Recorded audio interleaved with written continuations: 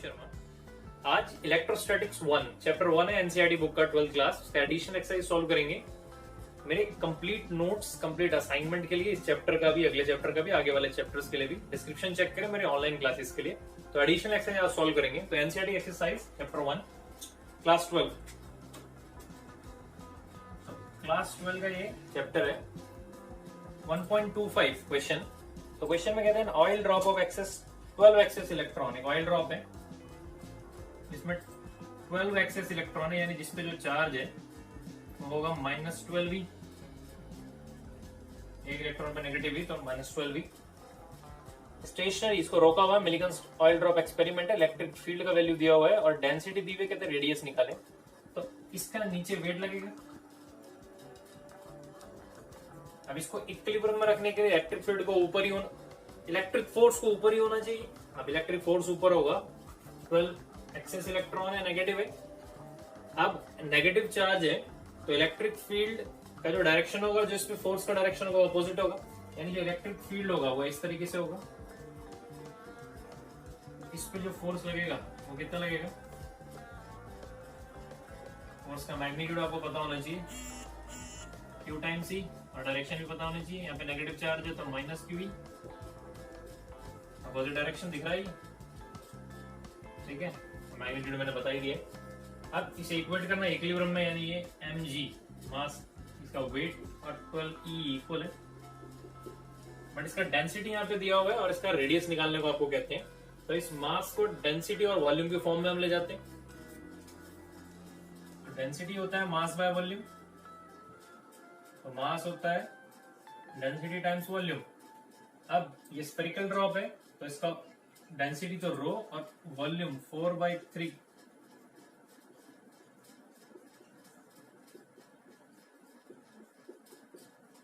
इसका जो रो है वो गिवन है, रो दिया हुआ है 1.26 ग्राम पर सेंटीमीटर क्यूब, आप बुक में देख सकते हैं इसको। और इलेक्ट्रिक फील्ड का जो मैग्नीट्यूड दिया हुआ है वैल्यू 2.55 इंटू 10⁴ न्यूटन पर कूलम। अब ये वैल्यूज गिवन है, यहां से हमें R निकालना है तो R क्यूब यहां से लिखेंगे तो 12EE इंटू 3 बाय 4 रो पाई G, तो यह आ जाएगा R क्यूब रूट या 1/3। अब वैल्यूज अगर आप पुट करें और सॉल्व करें तो आंसर अप्रोक्सीमेटली ये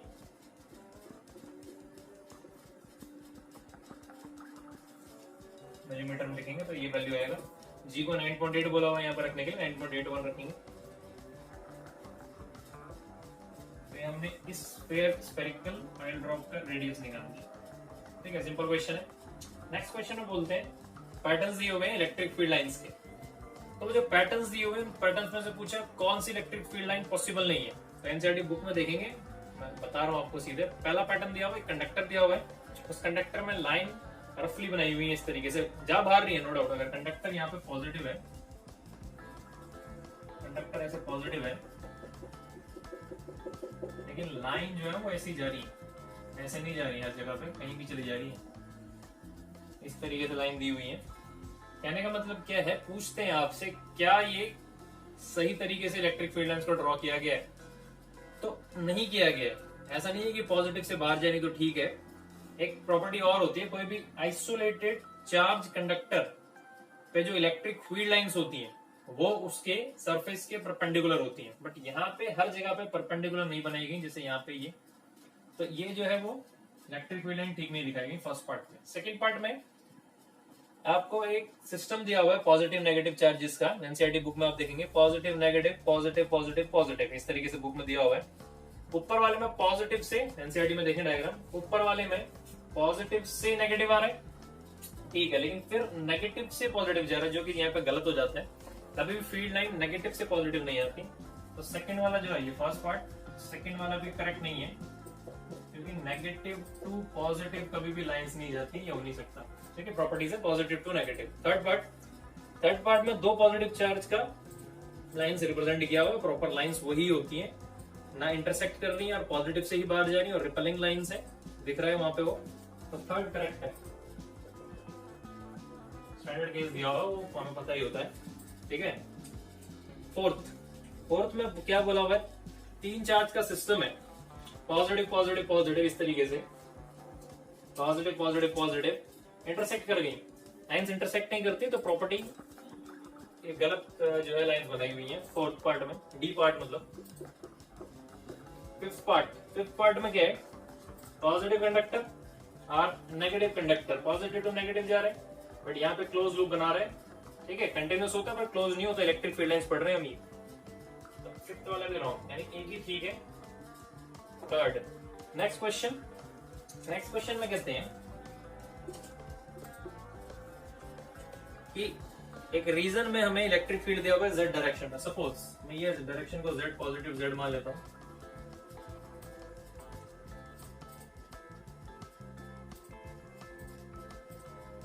इस तरीके से मेरे को बोला हुआ है कि फील्ड दिया हुआ है z इस डायरेक्शन में फील्ड है और इंक्रीजिंग फील्ड है, however it is not constant but increases uniformly. आप एनसीईआरटी में देख सकते हैं question, along the positive z direction at the rate of 10 to the power 5 Newton पर कूलम। कहता है इधर बढ़ रहा है फील्ड, बढ़ रहा है इन द सेंस ऐसे, इधर दिया हुआ है फील्ड, ये कम है, ये और ज्यादा हुआ, ये और ज्यादा हुआ, ये और बढ़ रहा है, जगह नहीं है, मैं बता रहा हूँ आगे तक है, ये बढ़ता जा रहा है। यानी जो E है वो DE बाय, इस तरीके से लिख सकता हूँ, बढ़ रहा है तो ऑब्वियसली न्यूटन पर कूलम पर मीटर लिखूंगा, ठीक है। तो कहते हैं 10 to the power 5 न्यूटन पर कूलम पर मीटर, इस रेट से जो वो इंक्रीज हो रहा है इस डायरेक्शन में। और हमने एक डायपोल रखा हुआ है, टोटल डायपोल मूवमेंट उसका दिया हुआ है इन द नेगेटिव z डायरेक्शन, यानी जो डायपोल मूवमेंट आ रहा है वो ऐसा आ रहा है,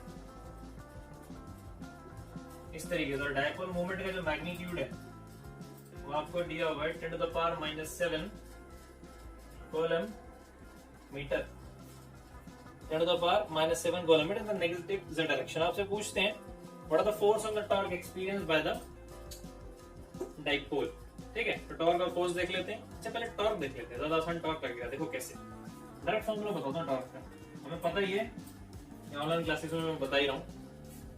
टॉर्क है P क्रॉस E। अब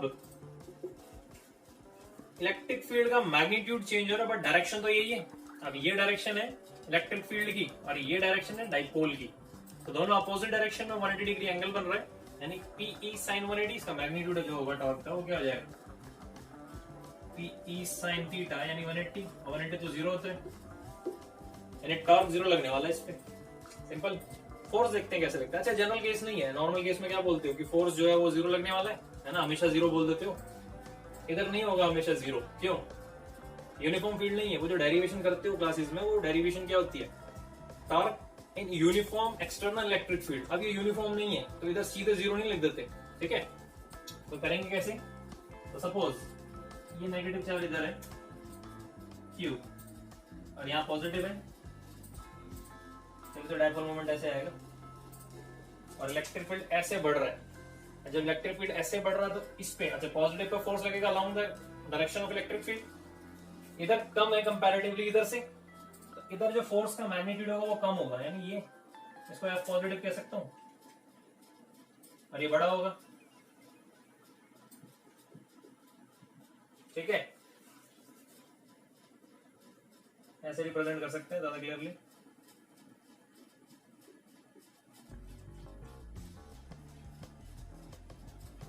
ठीक है, इस तरीके से। अगर मैं नेट फोर्स निकालना चाहूं इस पे, एफ नेट निकालना चाहूं तो एफ नेट क्या आएगा, F vector plus F minus vector, ठीक है। अब ये एफ क्या होगा, क्यू पॉजिटिव क्यू ई, तो क्यू पॉजिटिव ई जो इस पॉइंट पे होगा, मान लेते हैं 1, ये माइनस क्यू हो जाएगा, नेगेटिव चार्ज है तो माइनस क्यू ई, मैं E2 कह रहा हूं इसको, ठीक है। अब एफ नेट का अगर मुझे सिर्फ मैग्नीट्यूड निकालना, देखो यहाँ पे वेक्टर साइन यूज कर रहा हूँ वेक्टोरली, ठीक है। तो अगर सिर्फ मेरे को डायरेक्शन निकालना हो तो डायरेक्शन में क्या करेंगे, क्यू को बाहर ले सकते हैं, E1 माइनस E2, सिर्फ मैग्नीट्यूड लिख रहा हूँ, सॉरी। अगर मुझे डायरेक्शन पता करनी है, मुझे दिख रही है, ठीक है, वो डायरेक्शन किधर दिख रही है, एक सिस्टम है, सिस्टम में इधर कम फोर्स लग रहा है, इधर ज्यादा लग रहा है, तो ओवरऑल फोर्स इधर लग रहा है, तो ओवरऑल फोर्स इधर लग रहा है, यानी नेट का डायरेक्शन मुझे दिख रहा है कि इधर होगा एफ नेट। तो इस सिस्टम पे एफ नेट इधर होगा towards negative x, negative Z direction, magnitude होगा यू। अब इस मैग्नीट्यूड को कैसे निकाले वो हम देखें।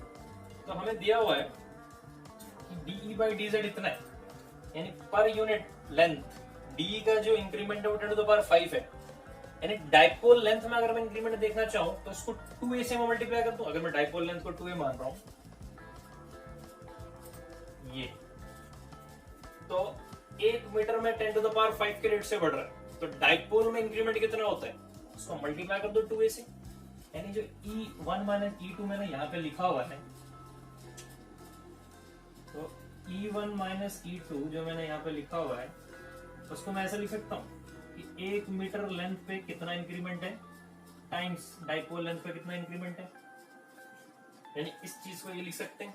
तो मैं यहां लिख देता हूं इसको Q DE by DZ times 2a।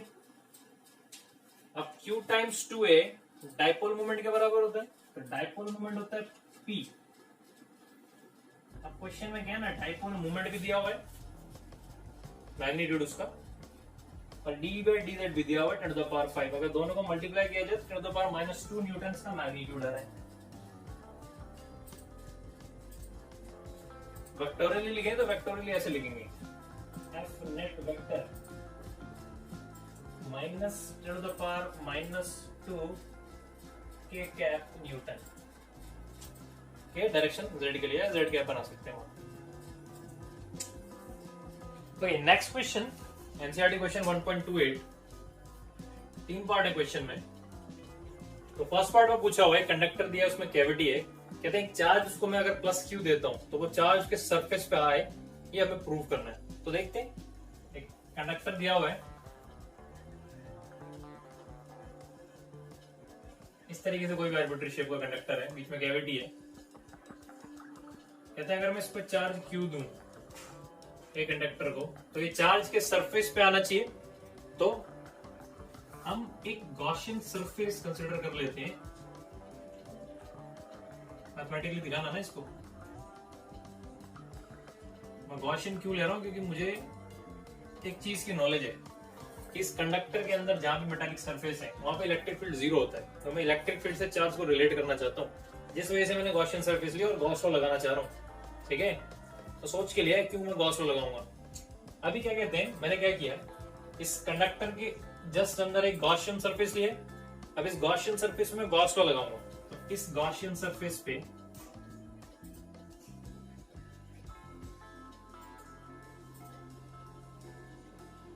Gauss law,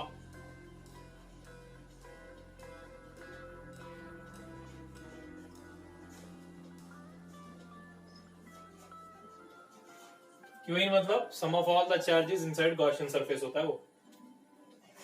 अब यहाँ पे मुझे पता है कि इलेक्ट्रिक फील्ड का जो वैल्यू आने वाला है वो आने वाला है 0, तो यहाँ पे E D A cos theta होगा तो ई 0, यानी लेफ्ट साइड हो गया 0, Q in by epsilon not. अब राइट साइड में एप्सिलॉन नॉट एक फाइनाइट वैल्यू होती है, तो क्यू इन ही 0 हो सकता है यहां से। अब क्यू इन 0 का मतलब है कि अंदर चार्ज 0 है, लेकिन मैंने तो चार्ज दिया, तो वो चार्ज कहां आ सकता है, अगर अंदर 0 तो सरफेस पे ही आएगा, तो प्रूफ कर दिया हमने कि वो सरफेस पे आएगा।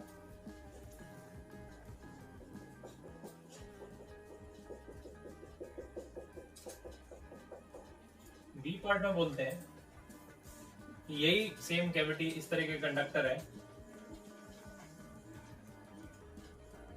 बीच में कैविटी है, और एक कंडक्टर में यहां पे लिया है बी नाम का, जिसपे चार्ज है क्यू और ए तो ये है ही। इसको मैं चार्ज दे चुका था, another conductor be with charge with inserted in the cavity, इस पे चार्ज मैं क्यू दे ही चुका था, जो इसके सरफेस पे था वो मुझे पता ही है वहां से। अभी आपसे पूछते हैं कि अगर मैं इस चार्ज को क्यू को यहां रखूं तो सरफेस पे क्यू प्लस क्यू चार्ज आ जाए, यानी capital Q plus small Q charge आ जाए। तो मैं क्या करूंगा, गॉस लॉ को यूज करते हैं दोबारा से। यहाँ पे मेटालिक कंडक्टर है, बीच में ये वैक्यूम है, तो मैंने क्या किया, गॉसियन सरफेस यहाँ पे लेता हूँ, इस तरीके के गॉसियन सरफेस ले लेंगे यहाँ पे।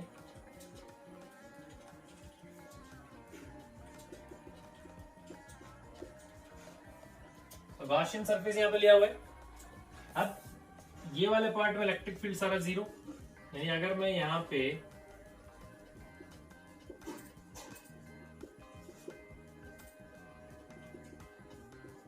इलेक्ट्रिक फील्ड यहाँ जीरो, जिससे मैं कह सकता हूं सेम ऊपर की तरह। कहने का मतलब क्या है कि इस गॉसियन सरफेस के अंदर जो चार्ज आएगा, टोटल चार्ज होना चाहिए जीरो। अब टोटल चार्ज जीरो कब हो सकता है, प्लस क्यू तो है ही, दिख रहा है। टोटल चार्ज जीरो तब भी हो सकता है जब माइनस क्यू चार्ज भी अंदर हो। तो माइनस क्यू चार्ज ये इंड्यूस करेगा अंदर। कंडक्टर के अंदर मेटालिक सरफेस पे चार्ज रिसाइड नहीं करता कभी भी, तो यहाँ पे जो इंडक्शन होगा वो इधर होगा।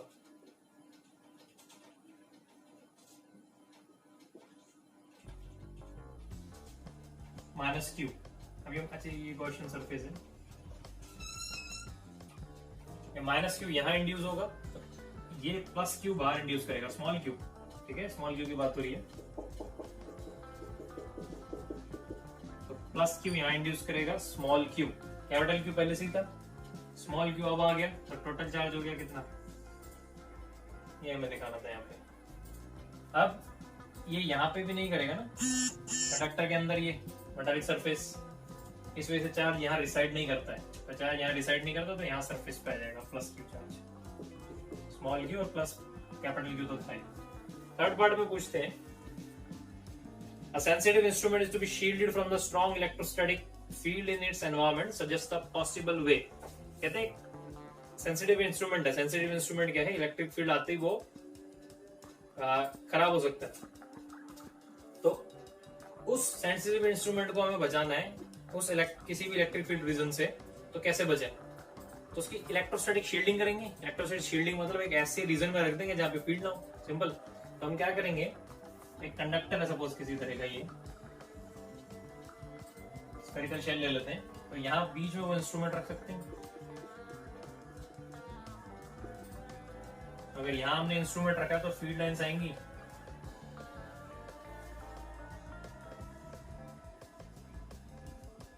ठीक है, इस तरीके से परपेंडिकुलर होंगी, सरफेस से परपेंडिकुलर बनाने की कोशिश कर रहा हूं मैं।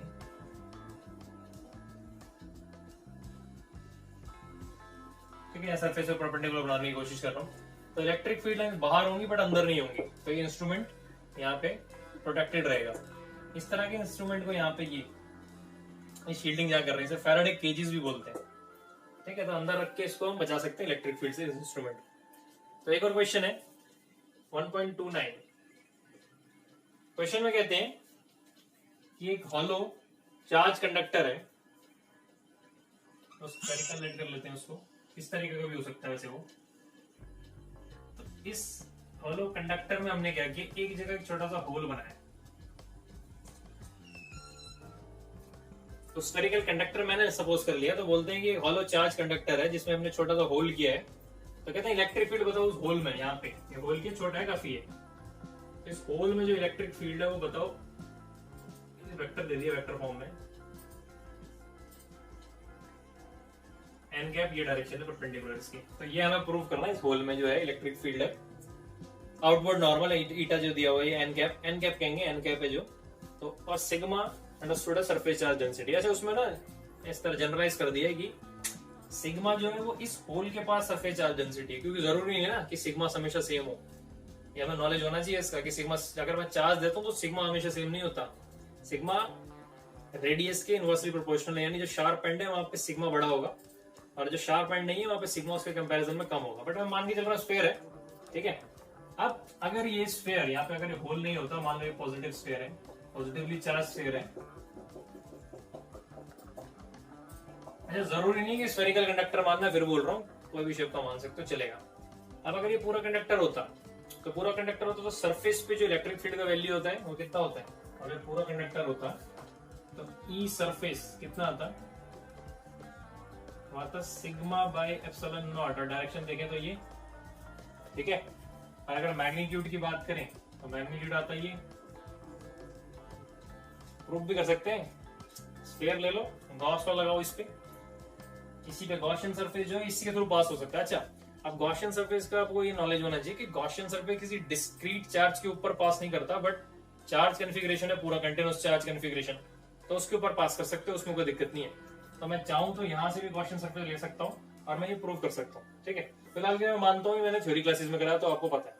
ठीक है, तो सिग्मा बाय एप्सिलॉन नॉट इसकी वजह से होता है अगर ये पूरा होता। अब मैं इसको दो पार्ट में बांट देता हूँ।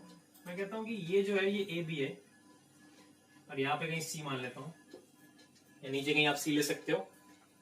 तो ये ए बी और ये सी, अभी दो पार्ट में इसको बांट दिया। जिसका सरफेस है, इसका सरफेस जो है, अब अगर ये पूरा सरफेस होता तो एक पार्ट है ए बी जो आपने कट कर दिया है, दूसरा है ए सी बी। ये ए बी सरफेस है, यहाँ से फुटबॉल है ना, फुटबॉल में एक पार्ट काट दिया, छोटा होल बना दिया ए बी, मजा हुआ ए सी बी वाला। तो दोनों की वजह से फील्ड बनता है। तो ठीक है, अब अगर एक पॉइंट यहाँ सरफेस पे लिया जाए जो मेरे को निकालना है यहाँ पे सरफेस पे, तो वहां पे जो ये फील्ड आता है इसको मैं नेट भी कह सकता हूँ या ई कह देते हैं। किस किस की वजह से होता है? A B plus A C B. मैंने सीधा ही क्यों लिख दिया इसको वेक्टोरियली, मुझे पता है डायरेक्शन सेम होगा ना, दोनों पॉजिटिव चार्ज जो पॉइंट बाहर की तरफ है तो दोनों पे डायरेक्शन इस तरह से आएगा। तो यानी यहाँ पे जो ई नेट होता है वो ये होता है, दोनों का एडिशन। मुझे इंटरेस्ट इसमें है क्योंकि अब मैं ये कट कर चुका हूँ, ये ई के बराबर होता है, यानी कह सकता हूँ sigma by epsilon not equals E A B plus E A C B.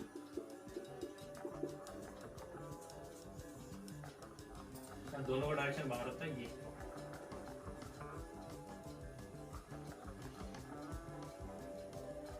ठीक है, अंदर किसी पॉइंट पे आ सकते हैं यहाँ पे।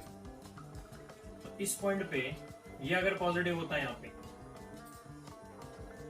तो ये ऐसे लगा था, इसके अलावा जो पॉजिटिव रह गया तो इसकी वजह से ऐसे फील्ड होगा, यानी ई ए सी बी की वजह से ऊपर की तरफ। कैसे बता रहा हूँ?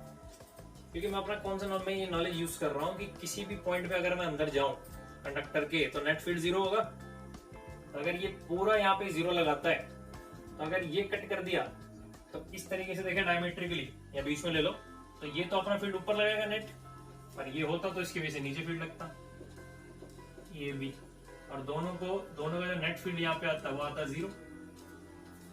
यानी कह सकते हैं किसी में से एक को सब्ट्रैक्ट करो, जीरो के बराबर लिखो, तो अंदर किसी पॉइंट पे सेकंड इक्वेशन ऐसे भी बना सकता हूँ, E A B minus E A C B equal zero.